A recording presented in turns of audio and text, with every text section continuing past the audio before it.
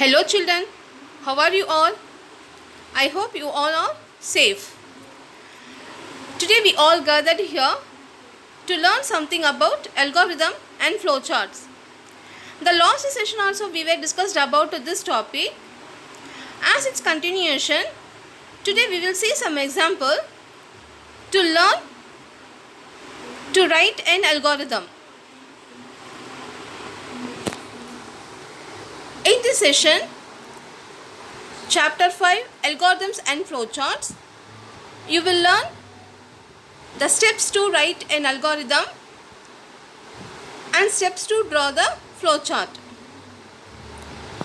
So, learning objectives of this session is writing an algorithm for a given problem and drawing a flowchart for a given problem. Before entering into that steps, we will learn some rules for writing an algorithm. Certain rules to be followed while writing an algorithm. The first one is declaration of variables. The second one is assignment. Third one is conditional statements. So these three statements are used in algorithm. First we will discuss about declaration of variables, that is declaration statements. Children, the variable, do you know about the variable? This is a new word to you, but it is very simple. Variables are the name of the memory location where the data are stored. You know very well, data are numbers or characters or symbols or something maybe, which is to be used in the problem.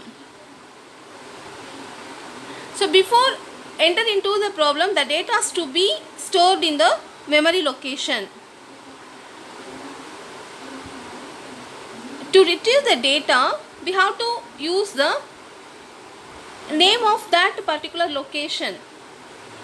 So that name is called as variable. So in simple word, the variable is the name of the memory location where the data are stored. So variables are the placeholders of the data being used.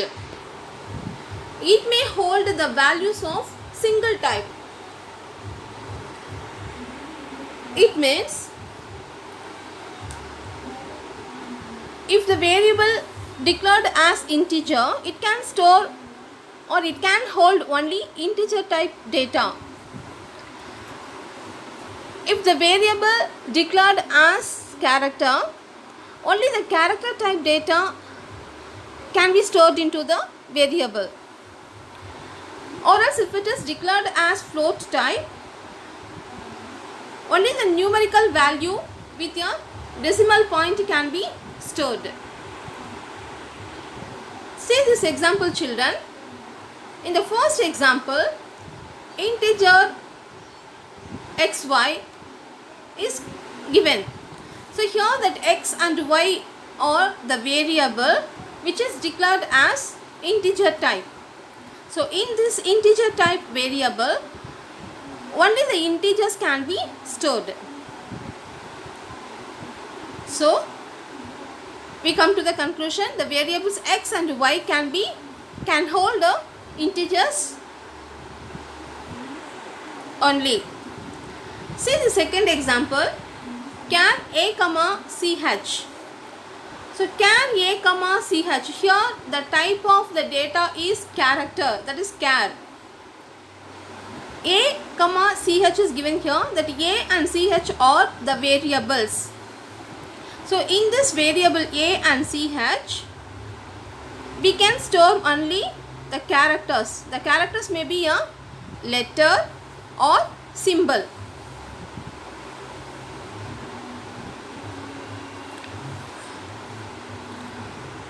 See the another example, float AMT. Here the variable is AMT. The type of the variable is float. So variable AMT can hold a numerical value with a decimal point. A numerical value with decimal point is known as float type data, float type number. So this can be stored into this variable AMT because the variable is declared as float type.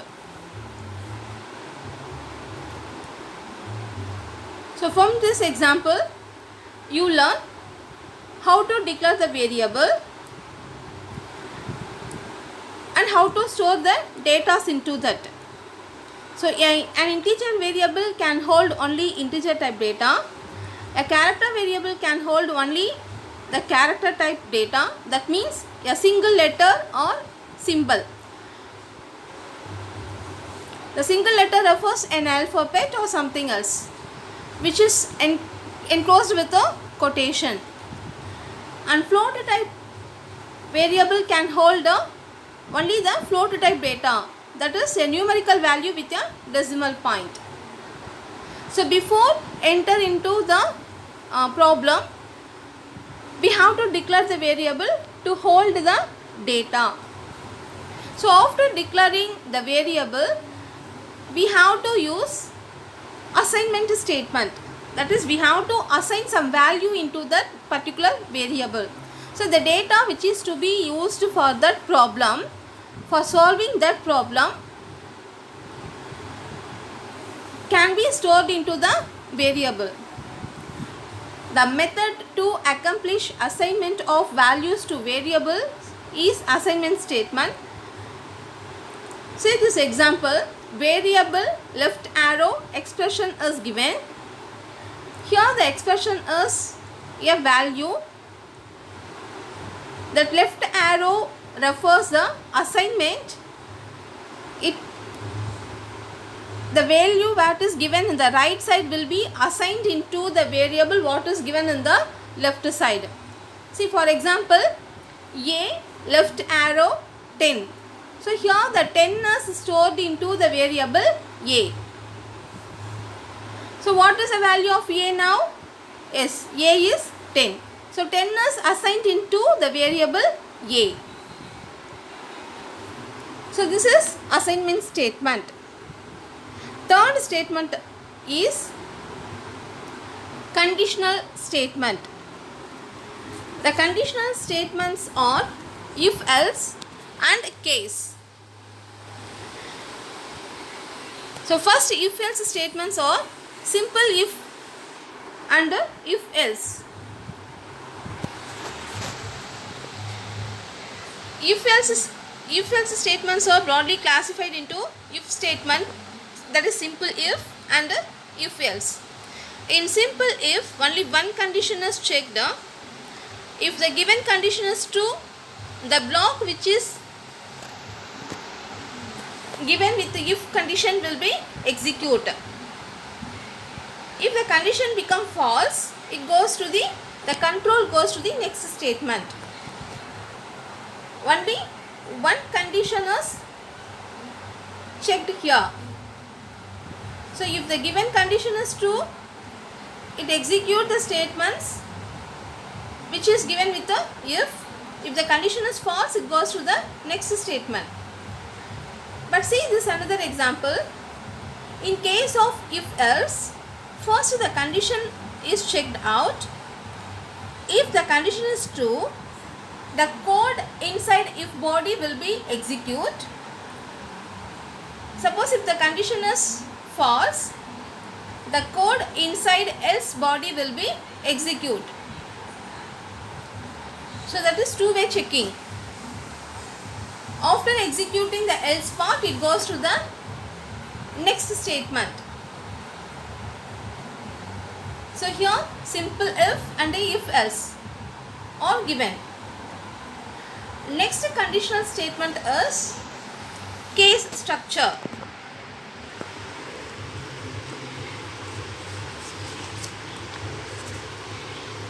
In this example,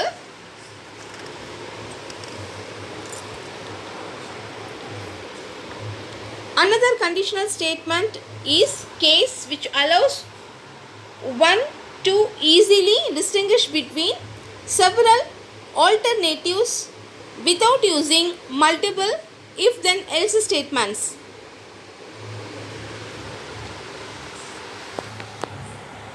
See this example for case.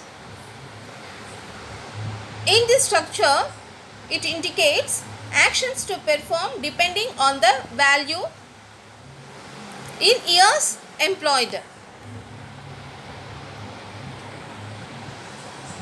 So, years employed is checked here. If the years employed is 1, the bonus will be 100. If year is 2, bonus will be 200.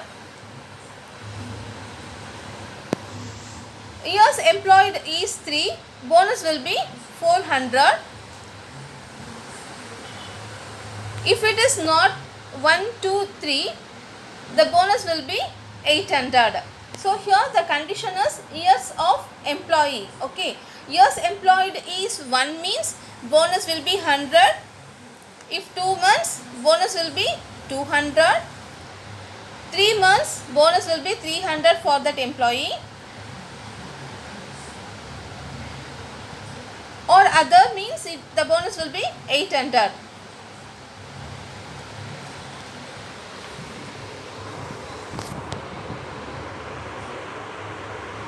So here the multiple conditions are checked.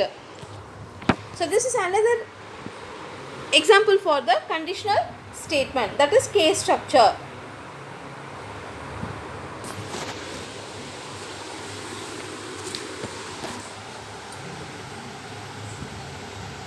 Okay children, listen the statement again. The first one is declaration statement. So first we have to declare the variable to store the data. Second, assignment statement. We have to assign the data into the variable. Third one is conditional statement. The conditions can be checked using simple if and if else. Another conditional statement is case structure. So in this, multiple alternatives can be checked without using multiple if then else statements. Next we will recall some symbols of the flowcharts.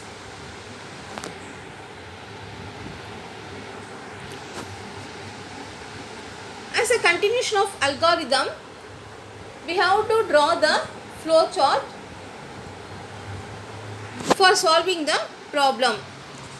So in the flowchart, different symbols are used.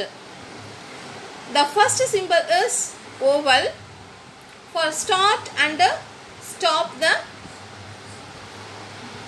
flowchart.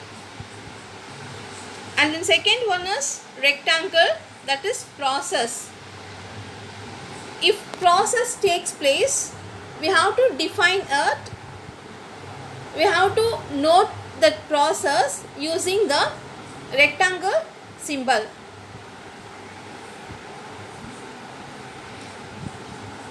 Next one is parallelogram, that denotes input and output. So whenever you receive some data for the problem, you have to use this parallelogram, and when we display some output, we have to use a parallelogram. So for input and output, we will use parallelogram symbol in the flowchart. For making a decision, for decision making, we will use diamond. Connectors also used for the blocks of the flowcharts. And then to represent the flow of direction, we can use arrows. Oval, rectangle, diamond, parallelogram, circle for connector, and arrow mark for flows. These are the symbols used in the flow chart. Children, now we will learn the steps to write the flowchart. So before enter into that, you just recall the statements used in the algorithm, that is declaration statement, that is rules. Okay, declaration statement, assignment statement and conditional statements. These are followed as the rules in the algorithm. And you just recall the symbols over the flowchart. Oval for start and stop, rectangle for process, and parallelogram for input and output, and diamond for decision making, circle for connector, and arrow for flow. Okay children, now we will see first example. For write an algorithm to find whether a given number is odd or even.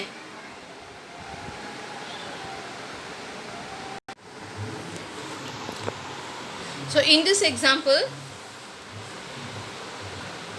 we are going to find out the given number whether it is odd or even. So first we have to start the process. So step 1 is start.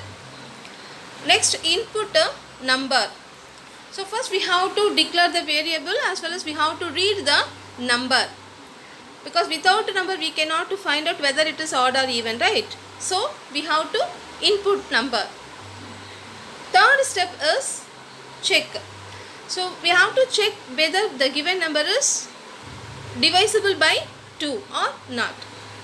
So if the number is divisible by 2, we can say it as even number. So print a even number, that is step 4. If it is not divisible by 2, that is else part, we can say that number is odd. So step 6 is print odd number.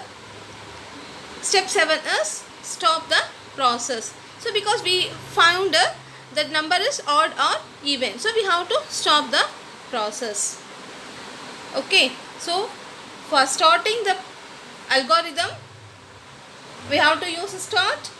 To end the algorithm, we have to use stop. In between start and stop, we have to write the solving steps. We can see these steps into the flowchart. We can draw the flowchart for this step. First step is start. What is the symbol used in flowchart for start a process? Yes, it is oval. So oval can be used for start and stop. So for step 1 and step 7, we have to use oval shape. Step 2 is input number, that is read. Read is a process. Input and output, we have to use parallelogram. Can be used for input. Next process is given. Third step is the process, that is checking. We are checking the number is odd or even. So that is process. For third step we can use rectangle.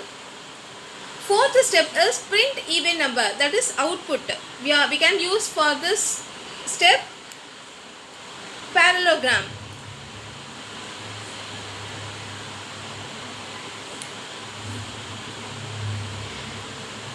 Print odd number is also an output, so we can use parallelogram. In third step, check whether the given number is divisible by 2. Here we are checking the condition. One condition is applied here, that is number is divisible by 2 or not. So here actually this is not it's a process, but it is not a direct process. It is a conditional statement actually. So for conditional statement we can use diamond. So for third step we can use diamond. Print even number, print odd number or output. For this we can use parallelogram.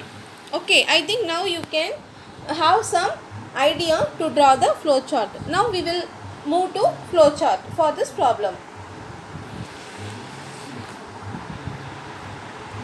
So see this children, first step we start with the vowel. Second step we read some number, that is input number, that is parallelogram. And next third step condition checking, check the number is divisible by 2 or not. So we are checking that condition, number divided by 2 equal to 0. That means here we are using the symbol, that is modulus operator. It gives the remainder when we divide the number. So if the remainder is equal to 0, it goes to yes part. It displays the number as even number, that is output. So again we are using parallelogram. If it is not divisible by 2, it is, that is the remainder is not equal to 0, we are getting some other number, means it goes to else part. In else part we are displaying the result as odd number, that is another output. So for input we are using, here we are using parallelogram. For output, both the output we are using parallelogram. So after executing the if block and the else block, it goes to end of the problem. Okay, that is stop. For start and stop we are using vowel. Okay, so start and stop, that is start and end, can be denoted by the symbol oval.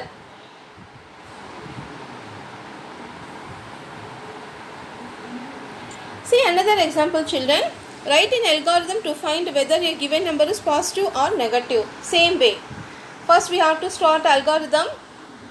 Next we read some number, because we are going to find out the number is positive or negative. So to check we need a number. Without number we cannot check. Okay, so you input the number, you read number. The third step is check if the given number is greater than 0. So we have to check the condition. Here condition checking, that is diamond symbol can be used for this third step. Fourth step, print the positive number, that is output. So parallelogram can be used. Else part, if condition, else part we are using. Print negative number, so the else block is print negative number, that is also an output. So we have to use parallelogram, and finally we can stop the process.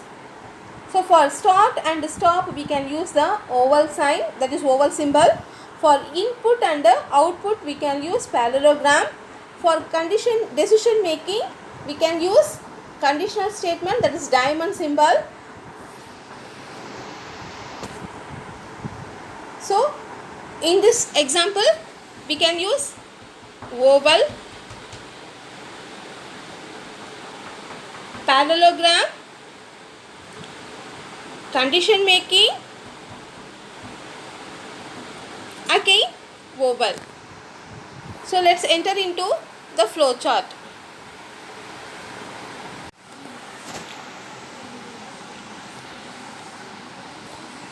In this flow chart we will start with a start symbol. Second step, we have to read number to find out the positive or negative. So we read number, that is parallelogram is used here for input. Third step, we check the condition whether the number is greater than 0 or not. If it is greater than 0, we can display the number is positive. If it is not greater than 0, then we can say, we can display the number is negative number.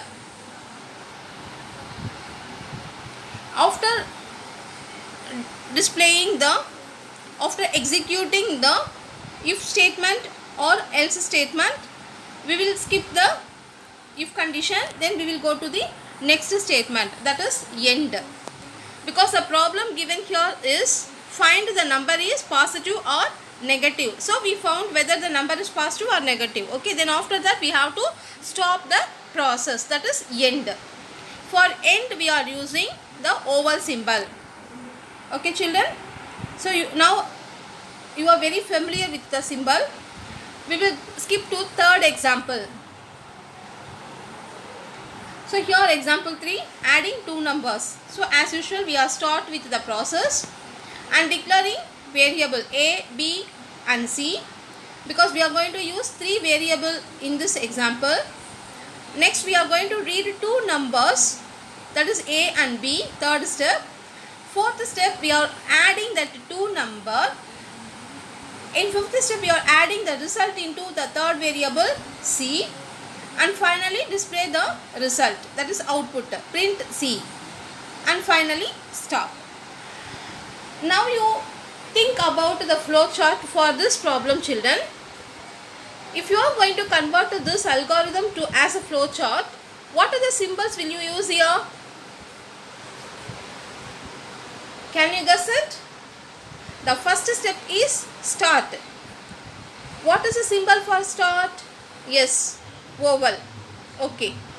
The second one is declaration of variables a, b and c, that is process.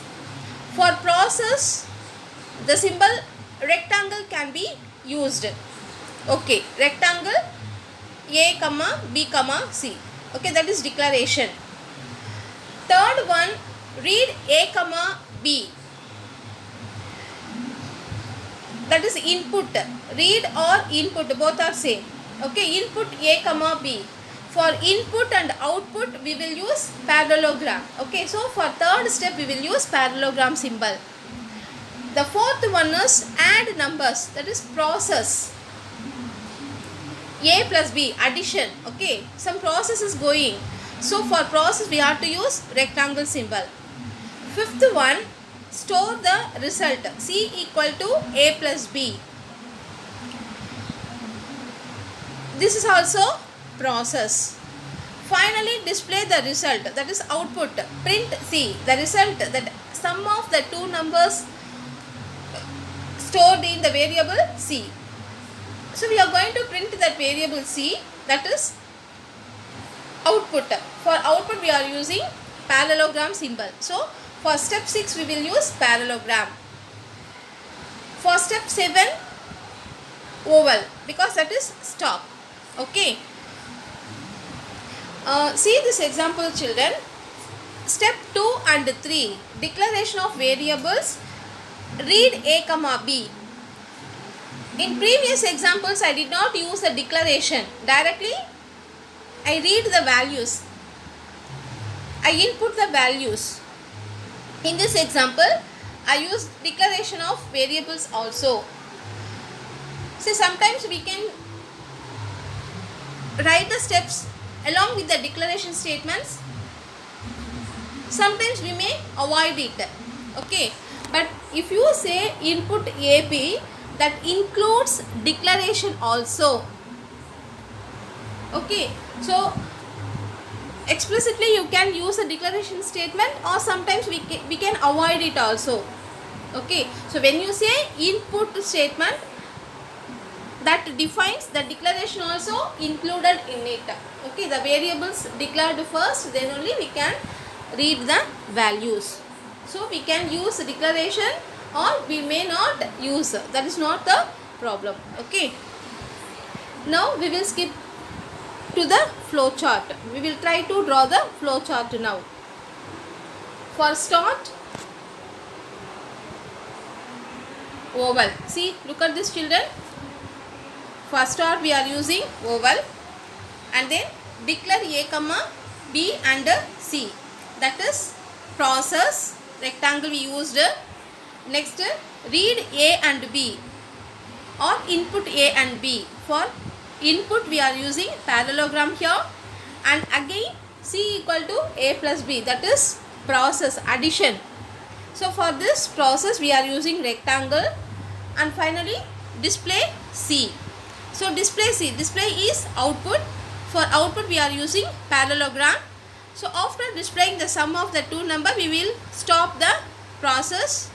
Okay, because the problem has been solved. So we have to use oval shape again for stop. Okay, so I think now you understood to write the flow chart, to write an algorithm as well as to draw the flow chart.